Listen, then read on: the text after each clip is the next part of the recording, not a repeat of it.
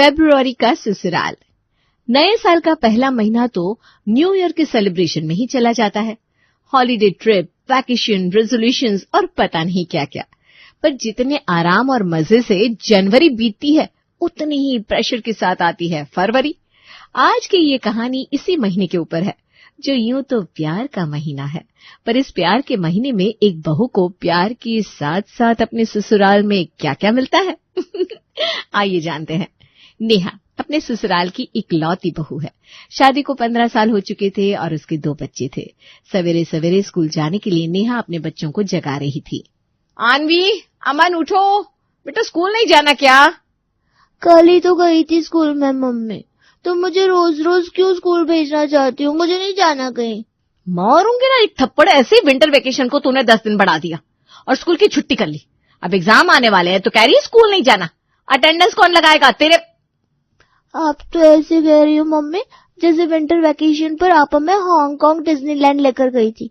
नानी के घर गए थे हम और कोई 10 दिन की छुट्टी नहीं ली थी हमने। 3 जनवरी को स्कूल खुलने वाले थे और हम 10 जनवरी को वापस आ गए थे, तो 7 डेज ही एब्सेंट हुए ना। वाह वाह वाह वाह। जब छुट्टियों की कैलकुलेशन की बात आई तब तुम्हारा मैथ सही हो गया और एग्जाम में 3 + 10 का एडिशन आ जाए तो 30 लिख कर आ जाती हो। 10 मिनट के अंदर दोनों बिस्तर से उठकर नीचे नाश्ते के टेबल पर आ जाओ, वरना पापा को भेजती हूं ऊपर। अपने बच्चों को जगाकर अपने पति को चाय देकर नेहा फौरन किचन में जाती है और नाश्ते के साथ साथ अपने बच्चों और पति के टिफिन की तैयारी में लग जाती है। रात को 2 बजे सोई थी और 5 बजे ये तंबूरा बज गया। कभी कभी तो जी करता है अलार्म को ही तोड़ दूं। कितनी बार बोला था मम्मी जी को कि नहीं जाना मुझे शादी में, पर नहीं, मेरी सहेली की बेटे की शादी है तो चलना पड़ेगा बहू। हद जबरदस्ती है। इतनी देर तक रुकवाया मुझे वहां। मम्मी जी का क्या है, वो तो आराम से 9 बजे तक उठ सकती है, पर मुझे तो बच्चों को स्कूल भेजना होता है। और मुझे ऑफिस। अगर मेरे जीवन में तुम ना हो नेहा तो मेरे जीवन का क्या होगा? जल्दी जल्दी टिफिन बनाकर नेहा अपने बच्चों को स्कूल छोड़कर आती है और बज जाते हैं 8। आराम से 9:30 बजे तक नेहा के सास ससुर अपने कमरे से बाहर आते हैं। कल का खाना ठीक नहीं था संध्या जी। वही तो बात है सौरभ के पापा। बेटी में तो उषा इतना फेंकती है। मेरा बेटा महीने के 10 लाख रुपए कमा रहा है। अरे भाई 10 लाख कमा रहा है तो बहन की शादी में क्यों नहीं लगाया? ना के बराबर डेकोरेशन और ऐसा रद्दी खाना। मेरा तो मूड ही सारा खराब हो गया जाकर। तो फिर क्या जरूरत थी इतनी देर तक रुकने की वहां मम्मी जी? मैं तो 10 बजे से ही वापस आने को कह रही थी, पर आपने बजा दिए 2। देख रहा है सौरभ, सास के लिए एक दिन अपनी नींद ही खराब कर सकती है ये। ऐसा कौन सा 3 बजे के पहले सो जाती है तू? रात भर तो फोन चलाती रहती है। अगर मैं वहां रुकती नहीं तो पता कैसे चलता कि सुषमा ने अपनी बेटी को क्या क्या दिया है? बहू की सेहत से ज्यादा आपको इस बात की चिंता थी कि आपकी सहेली ने अपनी बेटी को दहेज में क्या क्या दिया है। सिर्फ 3 घंटे ही सो पाई मैं। जल्दी से नहा धोकर तैयार हो जाइए आप, फिर मैं आपको खाना परोसकर 2 घंटे अपनी कमर सीधी करने जाऊंगी। बताइए जी, माँ जी के वक्त कभी आपने देखा है मुझे दिन के 11 बजे कमरे में जाते हुए? मजाल थी हमारी कि सुबह 5 बजे उठने के बाद रात को 11 के पहले कमरे में चले जाए। खैर आजकल जमाना बदल गया है। ठीक है बहू, अभी ही चली जाना, मैं खाना गरम करके खुद ले लूंगी और इन्हें भी दे दूंगी। और नेहा सच में अपने कमरे में जाकर सो जाती है। नाश्ता करने के बाद सुमेश भी दुकान के लिए निकल जाता है और संध्या हो जाती है फ्री। बहू भी सो रही है, वरना उसे 2 बातें सुनाकर अपना मन बहला लेती। अब बैठे बैठे क्या करूं, टीवी पर भी कुछ नहीं आ रहा। बिंदिया को बुला लेती हूँ। संध्या अपनी पड़ोसन बिंदिया को कॉल करके अपने घर बुला लेती है। अरे संध्या, ये क्या, तेरे दरवाजे के पीछे अभी भी स्वेटर टंग रहे? तूने स्वेटर वेटर धो धाकर अलमारी में नहीं रखवाए? मैंने तो 2 जनवरी जाते जाते ही अपने घर की रजाइयां धुलवानी शुरू कर दी थी। अरे मैं कहाँ से धुलवाती रजाइयां, मेरी बहू तो मायके जाकर बैठी हुई थी और इन्हें ना जरा ठंड लगती है, अभी तक रजाए ओढ़ रहे ये। बस वही बात है, मेरी बहुएं भी नए साल की खुशी में घूमना चाहती थी, इसलिए मैंने पहले ही काम दे दिया। जिस हिसाब से मौसम बदल रहा है, गर्मी आती ही दिखेगी और उस वक्त ना इन रजाइयों को देखकर ही पसीने छूट जाएंगे। इसीलिए जल्द से जल्द धो धाकर इन्हें सल्टा दे। अगर जीजाजी को सर्दी लगती है तो एक रजाई बाहर छोड़ देना। 2 घंटे बाद अच्छे से नींद पूरी कर नेहा जगती है कि उसका फोन बज जाता है। अब ये ट्यूशन टीचर क्यों फोन कर रही है? कहीं से छुट्टी तो नहीं चाहिए? इस बार तो साफ साफ मना कर दूंगी। बच्चों के एग्जाम आने वाले, मजाक ही क्या। इस महीने मैं कोई छुट्टी नहीं देने वाली। हेलो भाभी, वो ना मैं आपसे ये कह रही थी कि आप दूसरी ट्यूशन टीचर ढूंढ लीजिए अमन और आनवी के लिए। मैं बच्चों को आगे नहीं पढ़ा पाऊंगी। अरे ये क्या कह रही है मिस साहब, ऐसे बच्चों को बीच में छोड़कर नहीं जा सकती। अगले महीने एग्जाम है इनके, अभी पोर्शन भी कंप्लीट नहीं है, कोई तैयारी नहीं है, और मुझसे तो ये दोनों पढ़ने बैठेंगे नहीं। नहीं शिप्रा मैम, अगर आपको पैसे कम लग रहे हैं तो मैं पैसे बढ़ा देती हूँ। नहीं भाभी, बात पैसों की नहीं है। वो क्या है ना, मेरे भाई का सीए क्लियर हो गया है। व्हाट्सएप पर स्टोरी लगाई थी मैंने, आपने लाइक भी की थी। तो जिस शहर में उसकी नौकरी लगी है, हमारा पूरा परिवार वहीं शिफ्ट हो रहा है। तो कल से मैं नहीं आ पाऊंगी, सॉरी। एक ही पल में नेहा की तो बस्ती ही उजड़ जाती है। सर पकड़कर नेहा अपने कमरे से बाहर आकर खड़ी होती है कि उसकी सास उसके सर पर काम लाद देती है। पूरी जनवरी तो तूने हंसी ठिठोली करने में गुजार दी।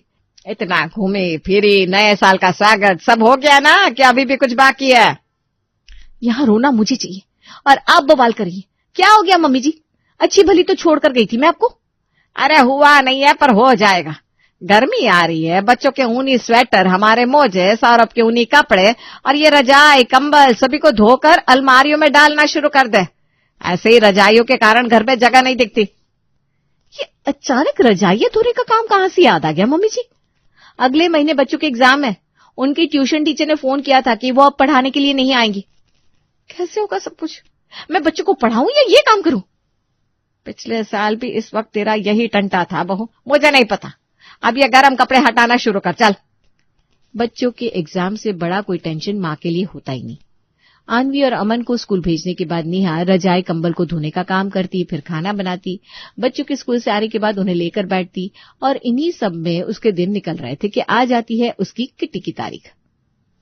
जिस हिसाब से तो हमारी कॉल्स का रिप्लाई नहीं कर रही थी, मुझे लगा ही कि ये किट्टी तो तू गोल करती की। वो तो अच्छा है मिसेस शर्मा तेरे घर तुझे लेने पहुंच गई, वरना तेरे इरादे मुझे ठीक नहीं लग रहे बहन। इस बार मेरी किट्टी उठने की चांसेस है और तू अभी ही ड्रामे कर रही है। यही दोस्त है क्या तू मेरी? अरे काहे की दोस्ती बहन? फरवरी का महीना नहीं आ गया? लग रहा है किसी ने मुझे बुलेट ट्रेन में बिठाकर छोड़ दिया हो। इतना काम पूछ मत। सिर्फ काम ही मिला था या पप्पी भी मिली? पप्पी? मैं समझी नहीं। अरे बहन, वैलेंटाइन वीक चल रहा है, kiss day, hug day, rose day, propose day, flower day. तुम्हें नहीं पता क्या? अच्छा काम इतने आगे ना तुम पर कामों में भूल गई होगी, पर सौरव जीजू को भी याद नहीं रहा। अजीब बात है।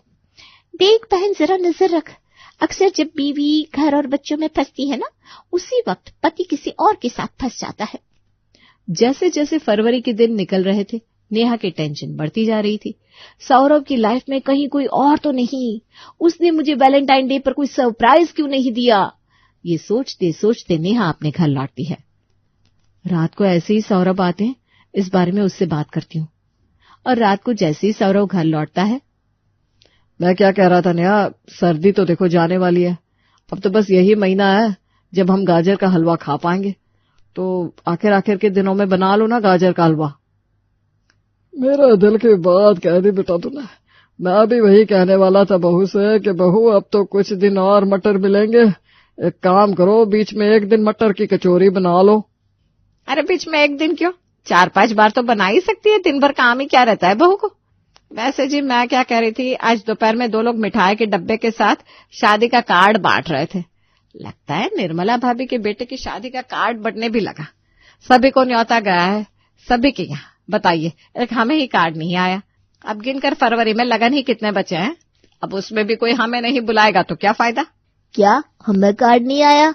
दादी, उस आंटी को मेरे बर्थडे पर आपने बुलाया था, देख लिया आपने अपनी फ्रेंड को बैड आंटी। मुझे शादी में बनने वाला पास्ता चाहिए दादी। अरे 2 मिनट में यहाँ सभी से बातें करने में क्या लग गई? तुम दोनों पढ़ाई छोड़कर यहाँ आ गए। और क्या मम्मी जी, आप भी इनके सामने खाने पीने की बात मत किया कीजिए। एक काम करो, तुम दोनों कॉपी लेकर मेरे साथ किचन में चलो। तुम दोनों पढ़ाई करोगे और मैं बनाऊंगी खाना। अब यही उपाय है तुम दोनों की नैया पार लगाने का। पति को चाहिए स्वादिष्ट खाना, ससुर को चाहिए आराम, सास जाना चाहती है पार्टी में। ऐसे में पूरी तरह से बच्चों के एग्जाम का प्रेशर और घर का काम आ गया था नेहा पर, जिससे नेहा की चिड़चिड़ाहट बढ़ती जा रही थी। एक दोपहर जब वो अपने ससुराल में सभी को मटर की कचौड़ियां परोस रही थी, उसकी सास के फोन पर उसकी बुआ सास का कॉल आता है। अरे वाह दीदी, आप आ रही हैं? अच्छा, निर्मला ने आपको शादी का कार्ड दिया है। हाँ हाँ बिल्कुल आइए आप। नहीं मम्मी जी, मना कर दीजिए ना, कह दीजिए कि हमें शहर से बाहर जाना है, बच्चों के एग्जाम है, इस वक्त मैं घर पर किसी मेहमान को नहीं बुला सकती। ये क्या बात हुई बहू? तुम्हारी हर बात में मैं तुम्हारी साइड लेता हूँ, इसका ये मतलब नहीं है कि तुम अपनी बुआ सास को घर आने से मना कर दो। अरे वो मेरी बहन है, ये घर है उसका, वो यहाँ कभी भी आ सकती है। नेहा की मेहनत मुशक्कत के बाद भी लता का आना फाइनल हो जाता है और अपनी बचपन की सहेली निर्मला के बेटे की शादी अटेंड करने लता पहुंच जाती है अपने मायके। इतने भूचाल में बस एक गेस्ट का ही आना बाकी था, वो भी हो गया। अब तो निश्चित है कि बच्चे फेल होंगे ही। बहू देख तो कौन आया है, तुम्हारी बुआ सास। आओ आओ, रसोई से बाहर आओ बेटा। बाहर क्यों ही बुलाया जा रहा है, मुझे पता नहीं है क्या? कुछ देर बाद फिर से रसोई में ही तो आना है। बुआ जी के चक्कर में बच्चे पढ़ेंगे नहीं, उल्टा बुआ जी का काम भी मुझ पर आ जाएगा।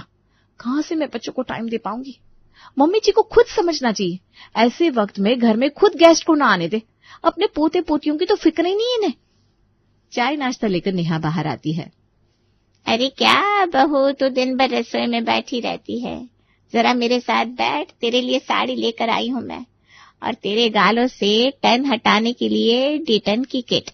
इस उम्र में पति को बांधे रखना बहुत जरूरी है, जरा खुद पर भी ध्यान दे। और ये सौरभ के लिए शर्ट का पीस। मेरी सीता मैया और बाल गोपाल कहाँ है?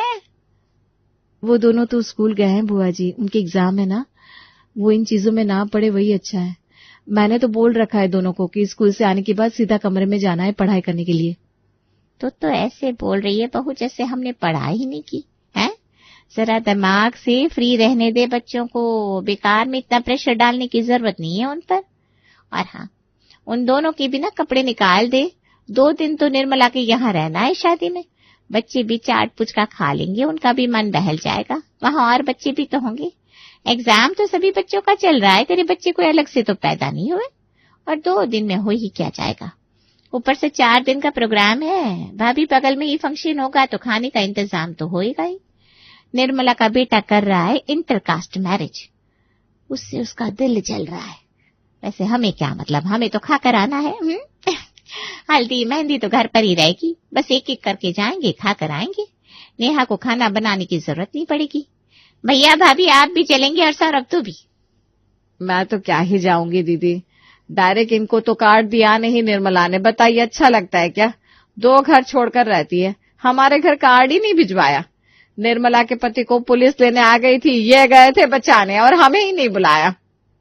तेरी भाभी ठीक कह रही है लता, तेरी शादी हो गई है, तेरे पास कार्ड आया है, हम कैसे जा सकते हैं? अरे कितनी बार मैं आपके यहाँ आई हूँ भैया, जब आपने शादी के कार्ड पर मुझे भी अपने साथ लेकर गए थे। जब आपने मुझे नहीं छोड़ा तो मैं आपको कैसे छोड़ दूं? और इतना सोचने वाली बात नहीं है। वो क्या है ना, निर्मला ने गिनकर 85 कार्ड छपवाए अपने बेटे की शादी के लिए। वो इंटरकास्ट मैरिज कर रहा है ना। पर मम्मी तो बता रही थी कि पूरे मोहल्ले में कार्ड बटा और मिठाई का डब्बा भी। क्या भाभी, यहाँ रहकर भी आपको मार्केट की नॉलेज नहीं है। ये निर्मला ने थोड़ी ना बंटवाया था, वो तो यहाँ पास में ही पुद्दार फैमिली नहीं है। अरे जो आपके मायके वालों के रिश्तेदार लगते हैं, उन्होंने बंटवाया था। तो ठगा तो आपको आपके मायके वालों ने है। 4 लोग मिल जाए और बातें ना हो, ऐसा कैसे हो सकता है भला? और बच्चों को तो खुद ऐसा माहौल चाहिए। अनवी और अमन आते ही अपनी बुआ दादी की गोद में बैठ जाते हैं। मेरे लिए क्या लेकर आई दादी आप? Remote control car, Beyblade, bat ball. मतलब आप सब कुछ भैया के लिए लेकर आई, मेरे लिए कुछ नहीं? फिर ये बाबी डॉल का सेट भी तेरे भैया के लिए लाई होंगी मैं, और ये चमकदार फ्रॉक भी। हाँ, अगर पसंद ना आए ना गिफ्ट, तो शाम में मैंने सोचा है शॉपिंग पर जाने का। चल सकते हो तुम दोनों। ये क्या बोल रही हैं बुआ जी आप? अभी तो ये स्कूल से आए हैं और शाम को मुश्किल से 2 घंटे पढ़ने बैठते हैं, और उस वक्त भी घूमने चले जाएंगे तो पढ़ाई कब करेंगे? अरे यार नेहा, ये क्या बदतमीजी है। बुआ जी आप लेकर जाइए, आपके ही बच्चे हैं। नेहा कुछ नहीं बोल पाती और गुस्से में जाकर रसोई में 2-4 बर्तन पटक देती है। हर वक्त बच्चे बुआ जी के कमरे में ही बैठे रहते, कभी यहाँ भागा दौड़ी, कभी वहां उछल कूद। रात को नेहा बच्चों को अपने कमरे में लेने आती है। बच्चे को ढूंढ रही है बहू, दोनों तो मेरे कमरे में सो रहे, भाई सोने दे। मन लग गया है दोनों का मेरे साथ। वो तो लगेगा ही ना बुआ जी, क्योंकि मम्मी उनका भविष्य सोचकर उन्हें पढ़ने बुलाती है और बुआ दादी कहती है खेलो, तो मम्मी तो बुरी होगी और बुआ दादी अच्छी। घर में हो रही शैतानियां कम थी कि निर्मला के घर फंक्शन शुरू हो जाते हैं। फिर क्या, लता के साथ बच्चों का भी एक पैर यहाँ रहता तो दूसरा निर्मला के घर पर। नेहा तो मान चुकी थी कि इस बार उसके दोनों बच्चे फेल होने वाले हैं। इसी तरह कुछ दिन और निकल जाते हैं, शादी वादी निपट जाती है और फरवरी आ जाती है अपने आखिरी चरम पर और हो जाते हैं बच्चों के एग्जाम शुरू 1 महीने बाद। बच्चों के रिजल्ट है मम्मी, क्या लेने जाऊं रिजल्ट? मुझे तो पता ही है ये दोनों फेल होने वाले हैं। तुम जाओ सौरभ, मुझे नहीं जाना स्कूल। 10 बातें सुनाती है इनकी मैम। मैं बोल रही हूँ ना मम्मी, बहुत अच्छे एग्जाम गए मेरे, मैं फेल नहीं होने वाली। भैया का मुझे नहीं पता। मेरे तुमसे अच्छे एग्जाम गए, तुम देखना इस बार हाईएस्ट मार्क्स लाऊंगा मैं। अरे मैं चलती हूँ स्कूल, मेरे बच्चे हैं, मैं जाऊंगी। रिजल्ट के दिन बुआ यानी कि लता पहुंचती है बच्चों के स्कूल। हाथ में केक लिए लता और बच्चे रिजल्ट के साथ वापस घर लौटते हैं। तेरी बेटी लाई है 70% और बेटा लाया है 80%। कम है क्या? क्या 80%? अरे आज तक ये 60 से ऊपर कभी मार्क्स नहीं लाया, तो 80% कैसे लेकर आया? बच्चे मेरे साथ सिर्फ खेलते नहीं थे, पढ़ते भी थे। ऐसे ही प्रोफेसर नहीं है तेरी बुआ सास। बड़ी आई। बच्चों की एग्जाम निकल जाए बस इसीलिए रुकी हुई थी मैं। आज रात को ही निकल जाऊंगी। बुआ जी मुझे माफ कर दीजिए, आप यहीं रुकिए, मेरे बच्चों की जिम्मेदारी अब आपकी सर।